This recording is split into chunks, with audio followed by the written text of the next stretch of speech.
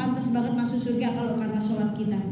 Ya, masuk surga syaratnya bukan karena sedekah kita, apalagi sedekah kita Bu, kadang sedekah masih riya, kadang sedekah masih hitung-hitungan, kadang sedekah masih pilih kasih, kan gitu. Kita belum sedekah seperti Abdurrahman bin Auf atau Nabi Sulaiman, ya. Belum. Jadi masuk surga syaratnya, ya, enggak dengan sedekah kita, enggak. Tapi salah satu syaratnya masuk surga karena ada rahmatnya Allah. Ya. Jadi ibadah yang kita lakukan Ibu bukan buat Allah, bukan untuk kita. Ya, kita mau sholat, kita nggak sholat, kira-kira Allah rugi nggak kalau kita nggak sholat? Nggak ngaruh buat Allah, tapi ngaruh dalam kehidupan kita, ngaruh untuk akhirat kita. Kita yang rugi. Ya, kita mau zikir, mau ingat Allah atau nggak zikir pun Allah tetap maha hebat.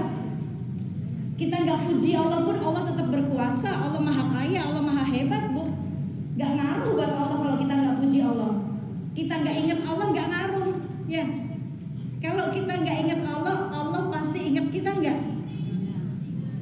Allah ingat kita nggak? Allah ingat kita. Allah selalu memperhatikan kita Bu.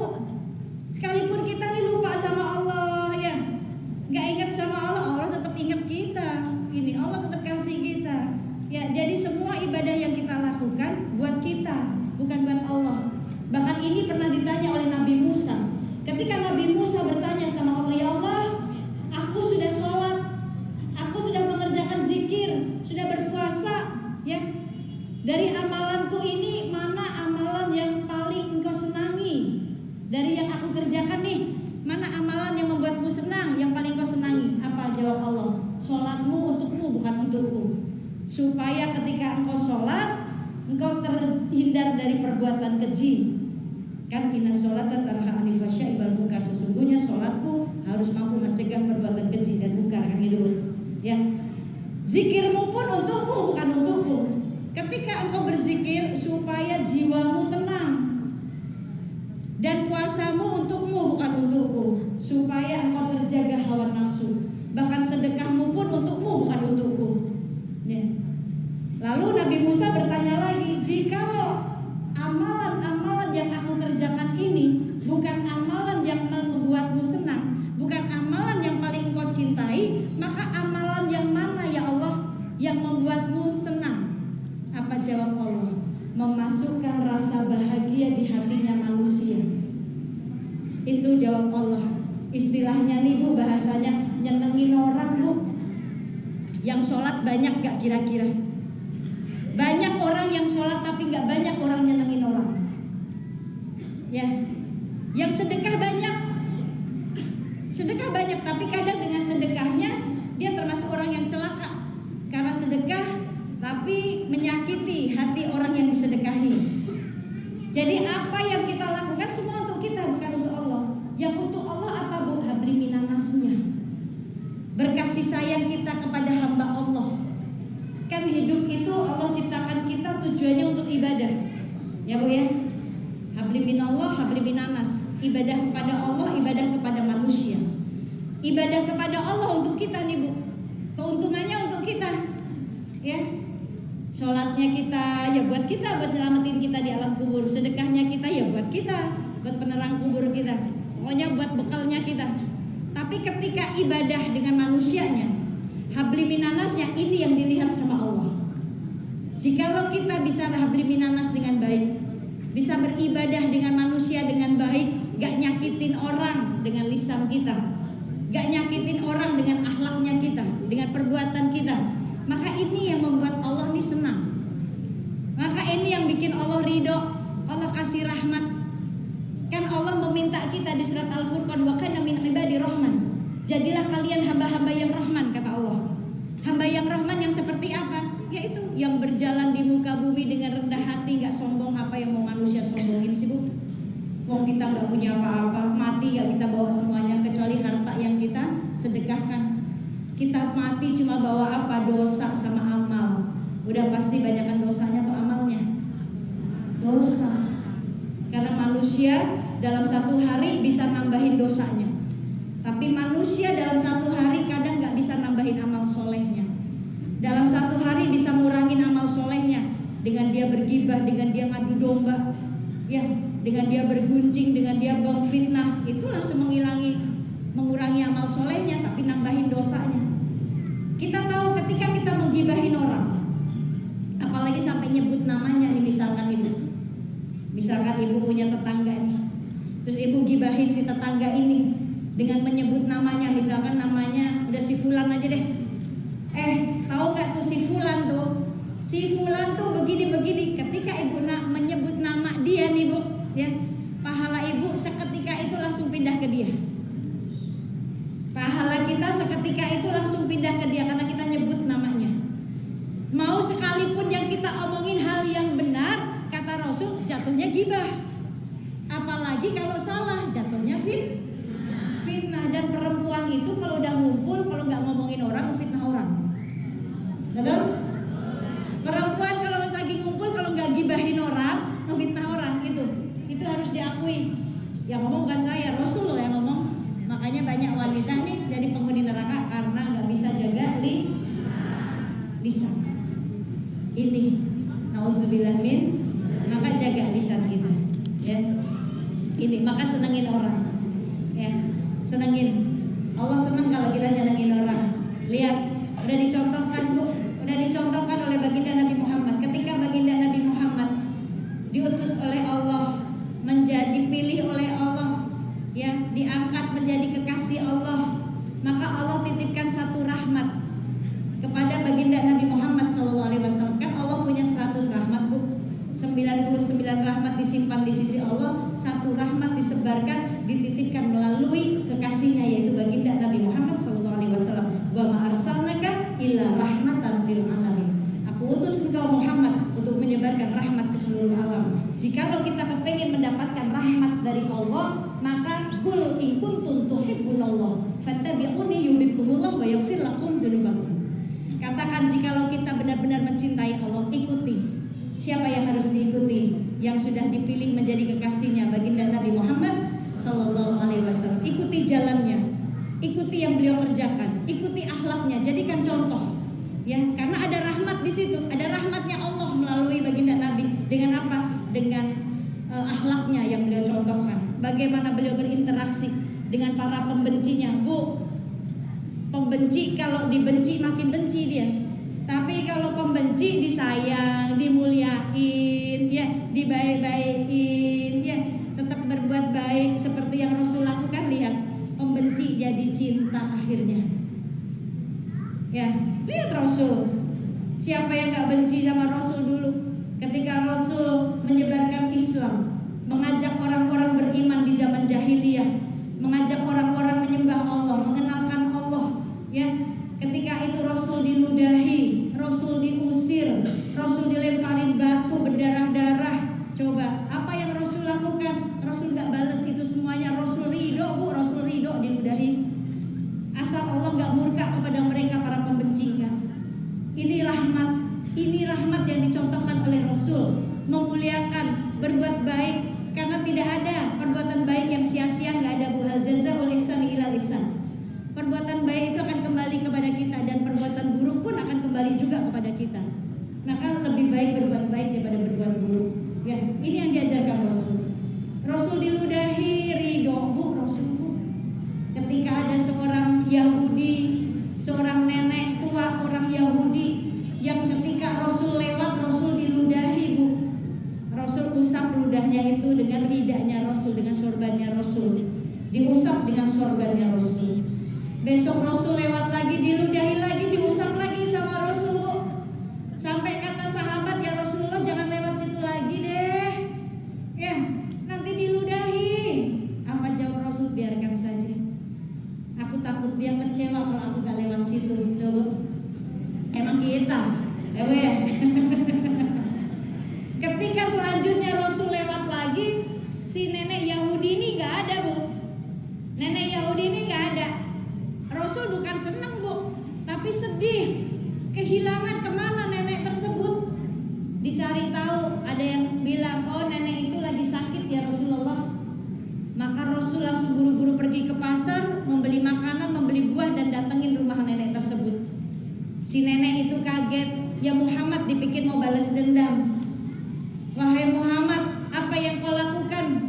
Ya, engkau ingin balas dendam kepadaku karena sudah berbuat buruk kepadamu. Lah, kata Rasulullah. Aku datang ingin menjengukmu. Nih, aku bawakan makanan, bawakan buah makan. Biar sembuh, supaya kalau sudah sembuh kamu bisa meludahiku lagi. Tuh, ditawarin Rasul. Coba kita, Bu, lewat rumah tetangga diludahin. Lewat lagi, itu jalannya cuma satu-satunya di situ, Bu. Kalau ada jalan lain kan nggak mungkin kita lewat situ kan, Bu ya. Lewat situ lagi diludahi lagi. Ketiga mau lewat, orangnya nggak ada, Bu. Ada yang bilang dia lagi sakit. Syukurin lu kualat. Ya, Bu ya. Itu kita kalau diludahin. Ya, kita senang. Ya, kalau Rasul nggak didatengin, dijenguk, dimuliain, kasih hadiah, itu akhlak. Maka ini yang membawa rahmat. Pembenci akhirnya malu jadi cinta sama Rasul. Nenek Yahudi itu jadi masuk Islam. Banyak hal yang dicontohkan oleh Rasul dalam memuliakan orang lain. Ya, bahkan ketika Rasulullah nih, Bu ya, dimaki-maki sama seseorang laki-laki di ujung jalan, laki-laki kafir yang memaki-maki Rasul, usir Muhammad, bunuh Muhammad, Muhammad penyihir, Muhammad tukang bohong, Muhammad penipu. Ketika Rasul lewat, Rasul dengerin senyum, Bu. Coba kalau kita digituin, Bu. Sewot kita. Panas ya, Bu ya. Rasul langsung dengar, senyum, kembali pulang, tanya sama istri, di rumah ada apa? Ada makanan apa? Oh, kita tinggal punya roti saja nih ya Rasulullah. Ya sudah, berikan roti itu. Berikan makanan itu. Dibawa, Bu, Rasul di depan laki-laki tadi yang mencaci maki Rasul. Ya, disuapin sama Rasul. Makanannya sebelum masuk ke mulut si pencaci orang buta itu, giginya ompong, gak punya gigi. Maka sama Rasul dimuliain, dihalusin makanannya, Bu, supaya laki-laki ini bisa mengunyah dengan baik. Dihalusin, disuapin. Anak muda, kalau ketemu Muhammad bunuh dia ya. Ya, dia pembohong, dia penipu. Padahal yang diomongin ada di depannya. Ya, Bu ya, coba kalau kita kayak gitu, Bu.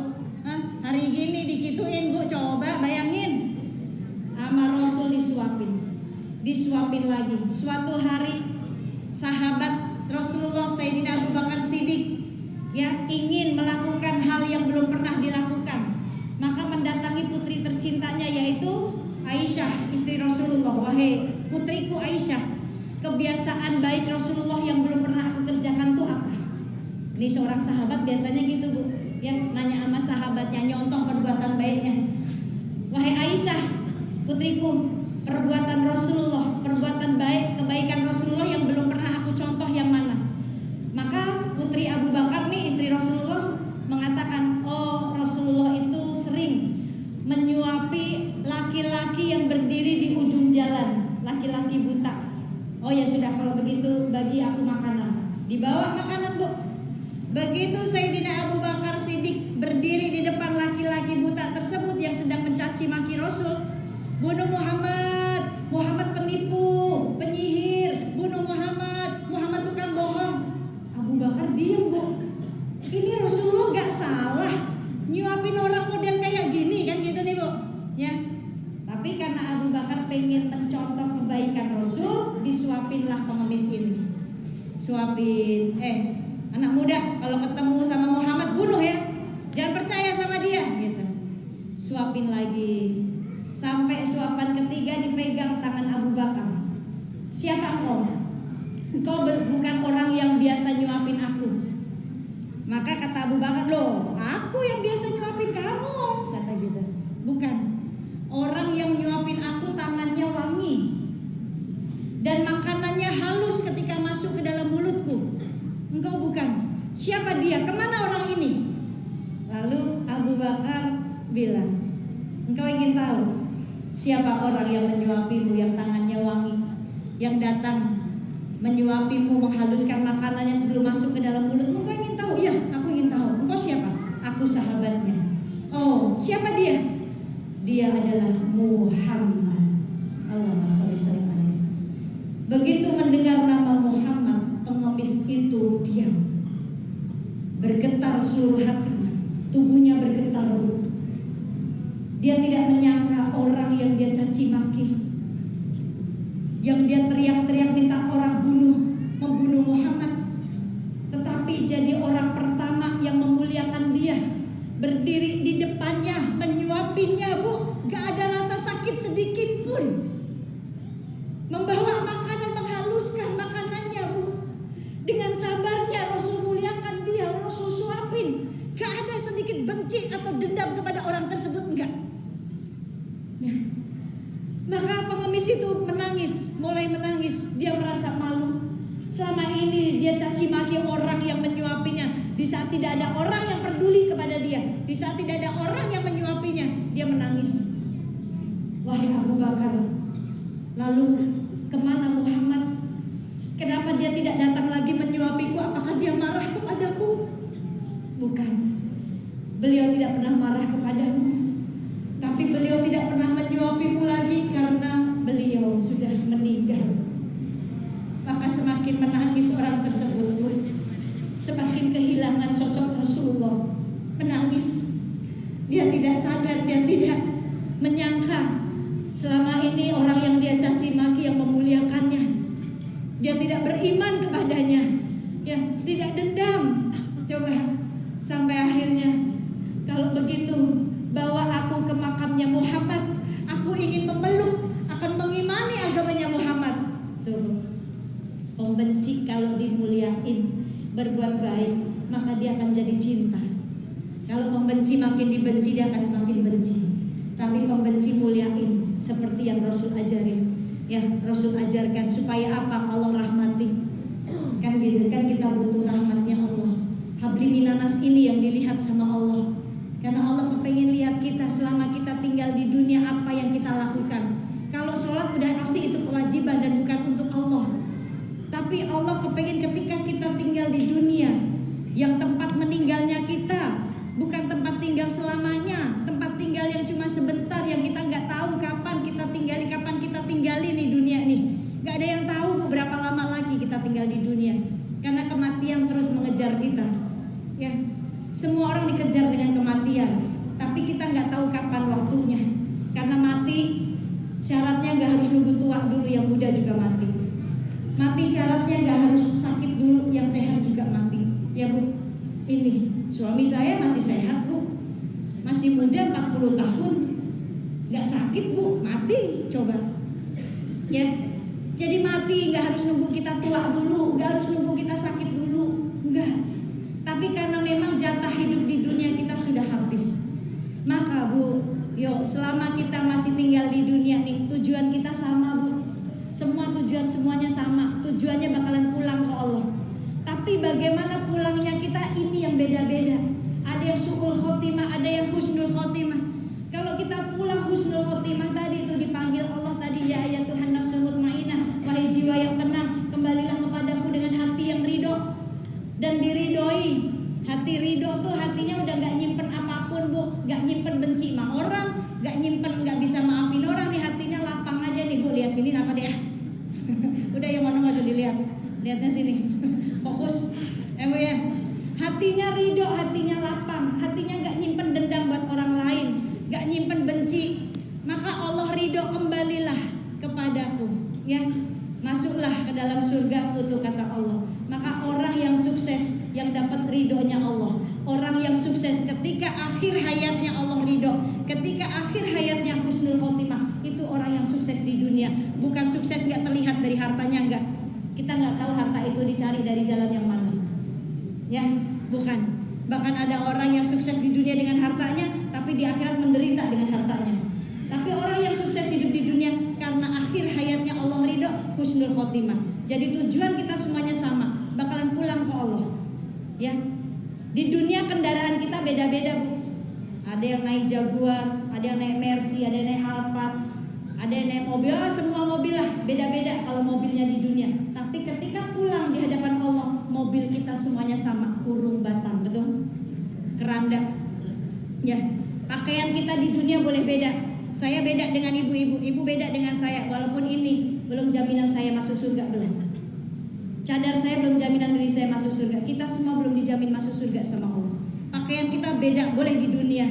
Mau yang mahal, mau yang murah, mau yang terbuat dari emas tuh pakaian, mau terbuat dari sutra tuh, beda-beda di dunia. Tapi ketika kembali kepada Allah, pakaian kita semuanya sama. Gak dilihat sama Allah, apa pakaian kita? kain kafan yang berwarna putih, ukurannya sama, jenisnya sama, warnanya sama. Walaupun itu presiden, gak mungkin presiden pakai kain kafannya yang ada berliannya, gak mungkin. Ya Bu ya, sama semuanya kain kafannya. Sekaya-kaya apapun orang, ketika pulang ke Allah, bajunya cuma itu. Lalu apa yang mau kita sombongkan selama kita di dunia? Gak ada. Ya, maka yuk perbuatan baik kita yang menentukan ya akhir hidup kita, karena ini yang dilihat Allah selain ibadah-ibadah kita. Tetapi dari rangkaian ibadah habli minallah, habli minanas, intisarinya adalah doa. Ya, doa adalah intisari ibadah. Kita disuruh ibadah habli minallah, sholat, zikir, puasa, sedekah, tapi harus doa. Enggak cuma kita sholat doang, tapi kita enggak mau doa, sombong banget ya kalau diterima tuh sholat kita. Maka akhir dari ibadah itu doa, ya Allah terima sholat saya, ya Allah terima sujud saya, ya Allah terima ruku saya, kan gitu. Akhir dari ibadah zikir kita doa, ya Allah terima zikir saya, kan gitu. Doa, ya Allah dengan zikir ini semoga Engkau tenangkan hidup saya dunia akhirat, kan gitu. Intisari ibadah kita doa. Habli minallah, habli minanasnya ketika seorang istri ya habli minanasnya kepada suami, ibadah kepada suami udah dikerjain, habli minanasnya ibadahnya dengan suami udah dikerjain, udah ngelayanin suami, tapi suami masih ngeselin, Bu, intisari ibadahnya apa? Doa. Ya Allah, saya udah melayani dengan baik, saya udah taat, saya udah mengerjakan tugas saya sebagai seorang istri. Terakhir dari intisari itu doa, ya Allah solehkan suami saya, kan gitu. Itu intisari ibadahnya, doa. Karena doa seperti listrik, Bu. Doa itu ruh. Ruhnya ibadah tuh ada di dalam doa, ya. Dan doa yang merubah segalanya. Doa seperti listrik. Ini kalau nggak ada listriknya, ruangan ini bakalan mati gelap. Ya, ini mic nggak akan bunyi kalau nggak ada listriknya, kalau nggak dicolokin, kan gitu. Maka jangan meremehkan doa. Doa seperti listrik. Ya, ibu punya rumah baru. Rumah itu mau dipasang AC. Terus ibu langsung beli AC, tapi ibu nggak mikirin ini rumah kalau dipasang AC listriknya kuat atau enggak, kan gitu. Jadi yang dipikirin apanya? Listriknya. Begitu juga ketika ibu sholat, zikir, puasa, sedekah, ya habli minanas dengan suami, dengan anak, dengan orang tua, mertua, melayani mereka semuanya dengan baik. Intisari itu semuanya doa, doain mereka. Ya, dengan doa yang baik supaya doa itu kembali kepada kita untuk nyelamatin kita, memberikan berkah untuk kita dunia dan akhirat. Ibu-ibu, ini saja yang bisa saya sampaikan. Ya, saya sudah 3 titik pagi ini Bu, hari ini Bu. Sudah 3 masjid dari pagi, siang tadi, terus sore ini. Ya, doakan saya sehat afiat. Yang muda ini minta maaf. Ya, bukan nggak sopan, ya, menggurui tidak. Tapi kulil hak walakan namuran, sampaikan yang hak walaupun mungkin gak enak didengar, tapi bukan hak saya, tapi haknya baginda Nabi, haknya Allah Subhanahu wa taala, dan menyenangkan hati baginda Nabi dengan membantu dakwahnya beliau, ya.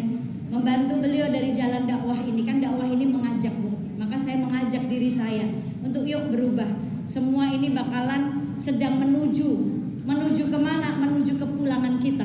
Ya, maka yuk ajak diri kita juga untuk pulang dengan baik, ya, pulang dengan selamat, pulang dengan ridho, kan gitu. Karena kalau kepulangan diridhoi, kalau kepulangan ditunggu tuh nikmat, Bu. Tempatnya enak, tempatnya indah, bersih, kan gitu ya Bu ya. Tapi kalau kepulangan gak ditunggu, Bu, ya, kepulangan tanpa bawa bekal, kepulangan tanpa bawa ridho Allah, kepulangan tanpa bawa rahmat Allah, gak enak banget, Bu. Ibu pulang ke rumah, tempatnya berantakan, gak ada yang ngelayanin, suami cuek, anak cuek, enak gak, Bu? Maka kepulangan yang ditunggu itu nikmat. Ketika kita pulang, Allah memang sudah menunggu kita. Karena kita udah capek urusan dunia, udah biar gak makin banyak dosa aja, ya. Maka dipulangin sama Allah, tapi dengan kepulangan yang Allah mau. Yang ketika Allah mau, kita akan dikasih tempat yang enak, kasih tempat yang indah. Maka ini yang kita cari, ya Bu ya. Insya Allah. Semoga Allah ridho sama kita. Saya juga gak kepikiran, saya bukan cita-cita saya jadi pendakwah, bukan. Ya, saya jalannya ini Allah yang menjalankan, Allah yang mentakdirkan. Kalau dulu mungkin ibu-ibu kenalnya sama suami saya. Yang dakwah suami saya, bukan saya. Saya hanya ibu rumah tangga, dakwah buat anak-anak saya, jadi madrasah, jadi guru buat anak-anak. Tapi yang dakwah beliau, yang menyebarkan dakwah beliau. Tapi ketika itu takdir berubah. Ketika 26 April, malam hari sebelum beliau meninggal, siangnya masih ngomong sama saya, "Mi, udah kamu siap-siap." Siap apa? Saya bilang gitu. Emang kamu mau kemana? Saya gitu. Enggak, kamu siap-siap dakwah. Udah bismillah kamu ceramah. Janganlah, orang taunya pendakwahnya kan kamu bukan saya, Bi. Saya bilang gitu. Udah kamu dakwah lagi, udah semangat. Karena seminggu sebelum meninggal beliau udah gak mau ceramah lagi. Dakwah jadwalnya udah dikasih-kasihin ke ustadz-ustadz semuanya. Dia gak mau ceramah. Kenapa sih, Bi? Kalau saya tanya, kenapa sih kok Abi gak mau ceramah lagi? Kenapa? Udah jatuh tempo, dia bilang gitu. Tapi saya nggak ngerti maksudnya apa jatuh tempo. Udah jatuh tempo, udah pengen di rumah, pengen jadi suami yang baik, pengen punya waktu banyak sama istri sama anak. Tapi nggak punya firasat apa-apa, sehat, bu nggak sakit, masih muda 40 tahun, mana kita kepikiran mati, ya kan? Nah setelah itu baru udah kamu bismillah, kamu dakwah, sampaikan walaupun cuma 1 ayat, ya. Ajak, kenalkan Allah, bicarakan tentang kebesaran Allah, bicarakan tentang maha baiknya Allah, bicarakan tentang Nabi Muhammad, bagaimana cintanya kepada umatnya itu seperti apa. Bicarakan itu saja, udah gak usah yang lain-lain. Kan gitu. Karena sebentar lagi semua orang bakalan lihat kamu, gak akan lihat saya lagi. Ngomongnya gitu, Bu. Saya masih gak punya firasat tuh nanti malam mati. Kalau saya tahu hari itu mau mati, udah siap-siap duluan kan gitu ya Bu ya. Malamnya Allah ambil. Dan beliau sempat bilang, "Nih bikin rumah yatim ya." Kenapa? Kok harus bikin rumah yatim? Saya bilang, seorang istri yang ditinggal sama suaminya, apalagi kalau istri nggak punya pekerjaan, biasa ngegantungin sama suaminya. Ketika ditinggal, nanti dia bingung cari nafkah gimana. Ya kalau anak-anaknya banyak, ya kalau anaknya sekolah, kalau anaknya sampai putus sekolah karena nggak ada biaya hidup, terus numpang sama keluarga, saudara sama saudara bisa saling berantem. Kasihan, kadang nanti akhirnya mereka pergi, tinggal nggak tahu tinggal di mana, anak nggak sekolah. Beliau mikirin Bu, maka bikin rumah yatim, anak yatim dan ibunya suruh tinggal di situ. Ya, panggil guru-guru penghafal Quran, suruh ngajarin Quran, karena yang dibutuhin suaminya tuh bacaan Quran, doa, nggak butuh yang lain-lain. Yang dibutuhin anaknya tuh, ya untuk bapaknya tuh ya doa. Anak yang soleh dan soleha, udah kamu bikin, kalau ada rezeki bikin, karena anakmu bagian dari yatim. Saya masih gak ngeh juga tuh.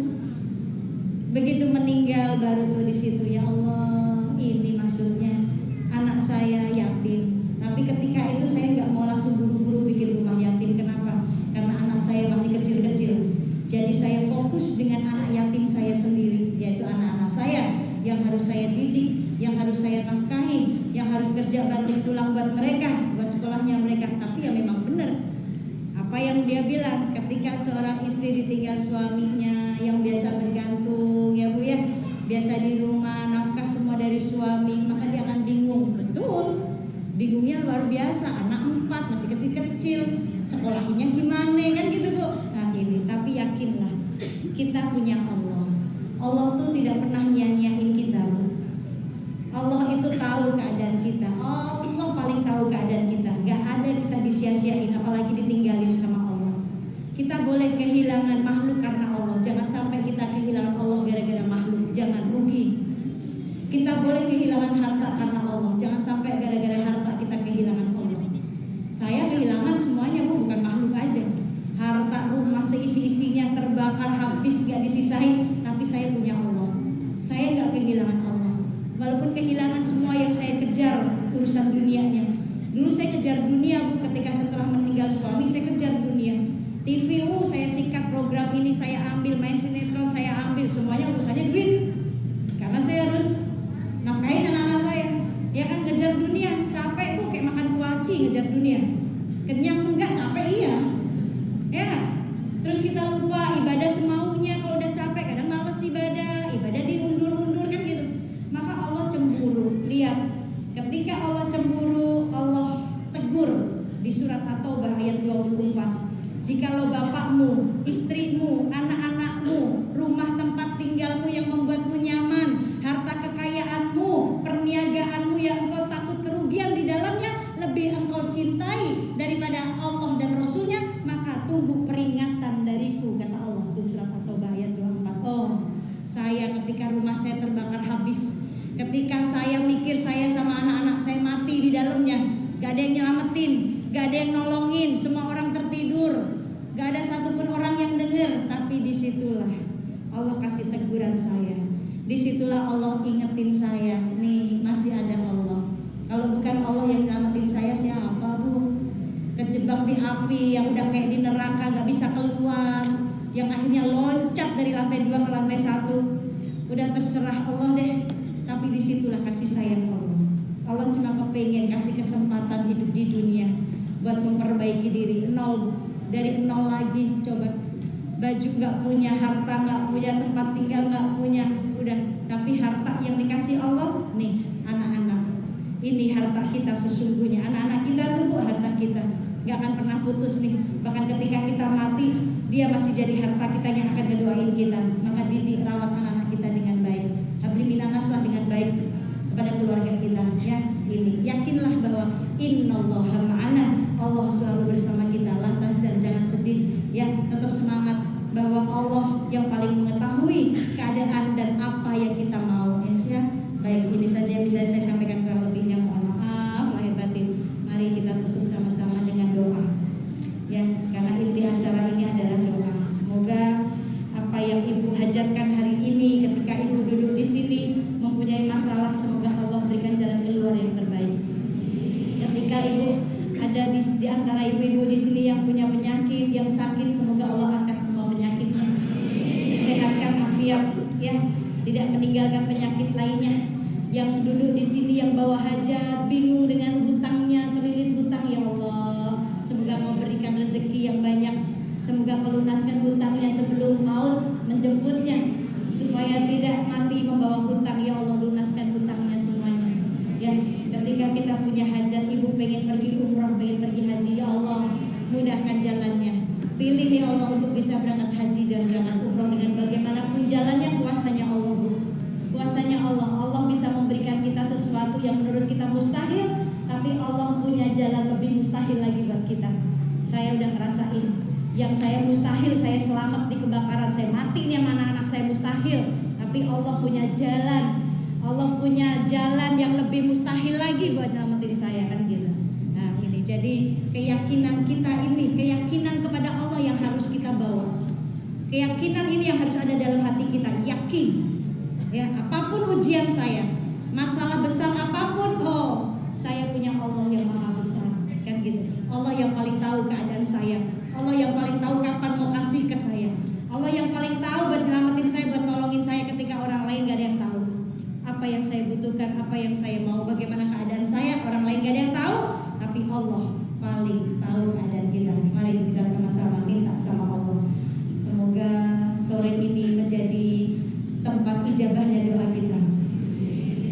Astaghfirullahaladzim, astaghfirullahaladzim, astaghfirullahaladzim, alladzi la ilaha illa huwa rahmanur rahim.